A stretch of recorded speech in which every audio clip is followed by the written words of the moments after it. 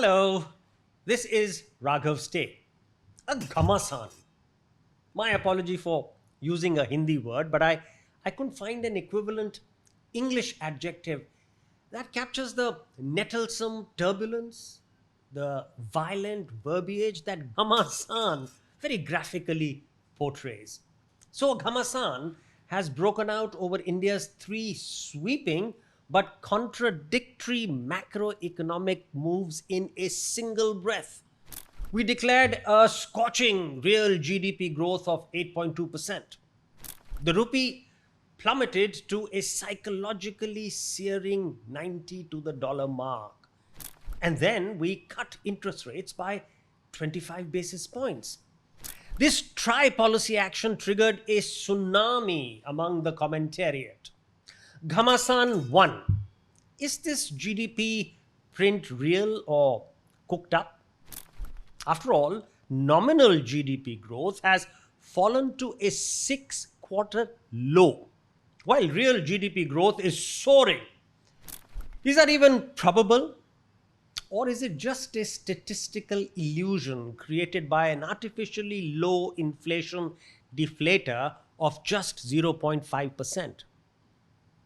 If we were to deflate by the more scientific core inflation rate of 4%, the real GDP growth would be a very anemic 3 odd percent. So, what are we celebrating? Now to Ghamasan 2. If growth is leaping, inflation is near zero, and the real interest rate is at a peak, the rupee should be rapidly strengthening, not falling off a cliff. Where's the fudge? Ask the skeptics. To Ghamasan 3.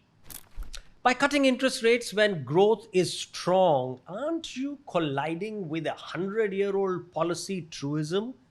That is, interest rates should be cut only to stimulate weak growth. So are you playing with fire by igniting unabsorbable growth, which in turn could rekindle inflation? As you've guessed by now, these Ghamasans are academic calisthenics that economists, politicians, and hacks love to jostle around. Frankly, they mean little in the real world. Why? Why do they mean little? Because the core variable exciting all these debates is GDP, gross domestic product, which is a highly approximate, very hard to accurately measure, and frankly, it's a questionable estimate. I mean, if 5 times more people had died in COVID, our GDP would have risen smartly. Ouch. Isn't that an ouch? So when we pump up with pride that our GDP is going to cross Japan's, we are perhaps dancing with red herrings. And when we slump in dread that our per capita GDP is still a very lowly 140 out of 193 countries, we are then getting scared of shadows. The truth is not at these extremes of joy and despair. But then, what is the real strength of our economy in the current era? To answer that question, let's examine hard, modern data points, not fuzzy estimates. Hard, modern data points that will create the EVMs of the 21st century. EVMs, you will ask me? EVMs? Electronic voting machines? No. Economically Viksit, that is development-oriented muscles. That is our EVMs. First, to begin with, let's just disabuse ourselves of the notion that we are in the same league or about to get into it by 2047 as America and China. No, sir. Those two are super economies. I will give you just one critical contemporary measure to show how relatively puny we are compared to the G2. Thank you, Mr. President Donald Trump, for coining that term, G2. America's investments in AI, artificial intelligence infrastructure, are at, hold your breath, $500 billion, over $500 billion. China is pursuing very swiftly with nearly $115 billion. But India, as in Bharat, are at a relatively paltry $11 billion. Of course, this will change once the giant AI data centers announced by Google and Microsoft get erected. But by then, America and China are likely to have bounded ahead. Now, let's come to the cohort that we, India, can legitimately claim to be at the threshold of. Of course, we must celebrate vanquishing the GDP of our erstwhile colonial masters, the United Kingdom. After they had plundered and left us penniless in 1947, it's sort of sweet revenge to have a GDP which is bigger than theirs. We've also become bigger than Germany and are now tangential with Japan. Let me throw in South Korea to complete the mix. That's our cohort.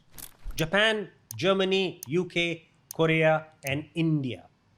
Now let's figure out how we rank within this matrix of what I would call quasi tier 2 super economies in the waiting. Who's doing what to bulk up on EVMs? That is, who is doing what to create economically Viksit, that's development oriented, muscles. Let's look first at AI investments. Our $11 billion compares very honorably with Germany's $13 billion and South Korea's $9 billion. But the UK is in the lead with about $28 billion. Now let's look at the number of industrial robots per 10,000 workers. Here, South Korea is streaking ahead with over 1,000. That's more than China and America. Germany is at about 415, Japan is at 397. Both UK and India are not in the top 10 spots. Let's now look at number of data centers. Germany, UK, and Japan make the top 10, but India and South Korea don't.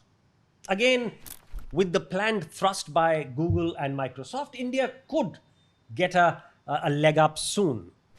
Now let's look at largest shipping ports. Busan in South Korea makes the cut, but none of the others do. Here too, India is building some big ports and should get in the game in the not too distant future. I now turn to steel production. Attaboy India at 150 million metric tons. We are 15% of China, but the second largest steel producer in the world. And we are rapidly moving ahead of the others in the pack. Now I'll look at global equity markets. Japan's $7.5 trillion US dollars is good, but India's $5 trillion plus is not a trifling quantity either. Except for the UK with about $3 trillion, the others don't make the top 10.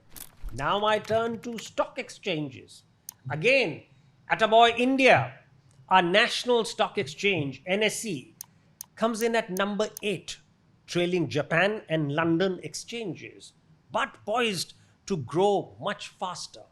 Germany and South Korea are unable to be in the top 10. Now I come to the largest global companies outside the US.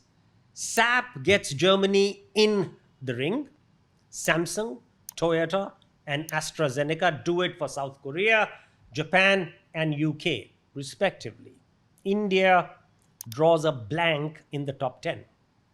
So what's the inference we can draw from the data points that I've just given you of a few randomly selected EVMs? Not electronic voting machines, but economically Viksit muscles, EVMs. Clearly, the way India has performed on those randomly selected EVMs, clearly, India is getting into the game. But any triumphal assertion of having beaten Japan, Germany, UK, and Korea merely because our GDP has become larger, that would be premature and self defeating. We really do need to invest. We need to clean up our regulations. And we need to nurture and incentivize the best talent in all the emerging EVMs of the 21st century.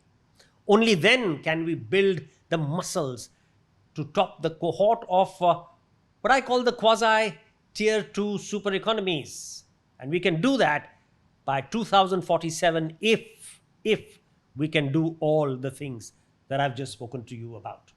This was Raghav's take today.